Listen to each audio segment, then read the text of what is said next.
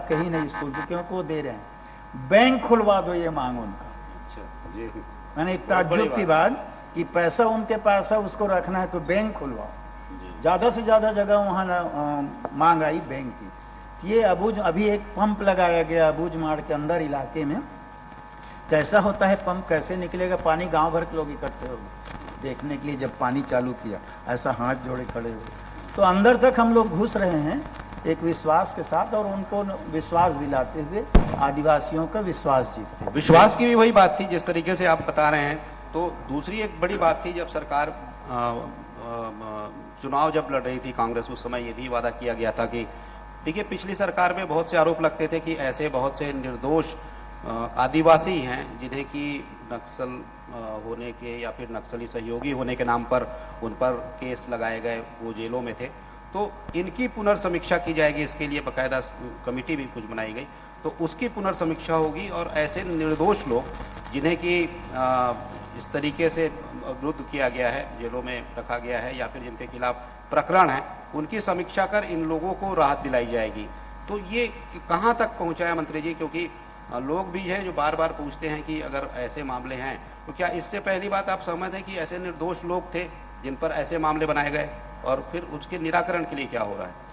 देखिए, जिस समय चुनाव हो उस समय एक तो सबसे पहली बात ये कि चुनाव के पहले माननीय वर्तमान में हमारे जो मुख्यमंत्री हैं माननीय भूपेश बघेल जी, वो प्रदेश कांग्रेस कमेटी के अध्यक्ष थे। प्रदेश कांग्रेस कमेटी के अध्यक्ष के नाते 5 साल पूरे प्रदेश में दौरा किया। वो चूंकि प्रदेश अध्यक्ष थे तो अंदर अंदर जंगल जंगल तक गए, पूरे प्रदेश में सभी प्रदेश की जनता जानती है।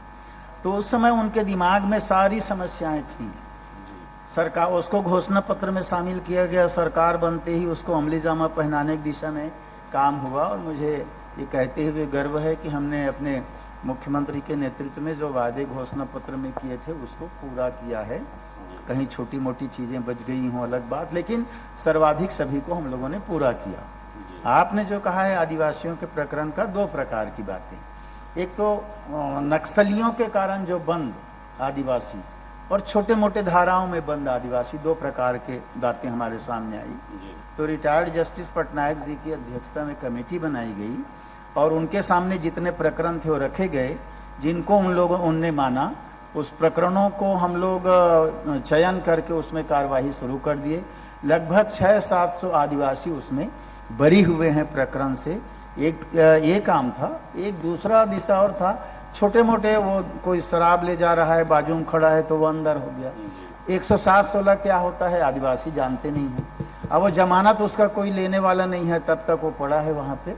तो ऐसे प्रकरणों की भी हम लोगों ने समीक्षा करवाई और काफी आदिवासियों को हम लोगों ने जेल से रिहा करवा दिया है। जी जी, आपसे लगातार नक्सल के मुद्दे पे हो, पर्यटन के मुद्दे पे बातचीत हो रही थी, लेकिन ये हम जानते हैं कि ताम्रध्वज जो साहू जी हैं वो 1998 से लगातार ये कहा है कि विधायक चुने गए और ऐसे समय भी चुने गए, उन्होंने बड़े बड़े नेताओं को हराया है। और सबसे महत्वपूर्ण बात यह है कि जो जानकारी है कि आप हर बार नई जगह से चुनाव लड़के जीते हैं, इसका क्या रहस्य है? मैं हर बार अलग जगह चुनाव लड़ने वाली बात नहीं थी। मैं पार्टी का निर्देश मानता हूं, कृपा जनता का आशीर्वाद है। 98 में जब मुझे चुनाव लड़ाया गया तो उस समय भी मैंने टिकट नहीं मांगी थी। मैं घर में था, मुझे आदेश हुआ कि धमधा चुनाव लड़ना है। कभी गया नहीं था धमधा, प्रस्तावक खोज के फार्म भरे, वहाँ के जनता के आशीर्वाद है जो उन्होंने जिता दिया। 2 बार वहाँ रह के डिलिमिटेशन में ख़त्म हुआ।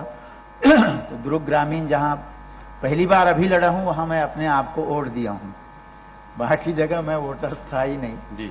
फिर डिलिमिटेशन हुआ तो फिर मुझे कहा गया कि बालोद जाना है आपको, बेमेतरा जाना है। अल्टीमेटली मुझको बेमेतरा भेज दिया गया। वहाँ की जनता ने भी आशीर्वाद दिया, जिताया। फिर उसके बाद अचानक लोकसभा का चुनाव। छत्तीसगढ़ की हर छोटी बड़ी खबर से अपडेट रहने के लिए सब्सक्राइब कीजिए CG स्वराज।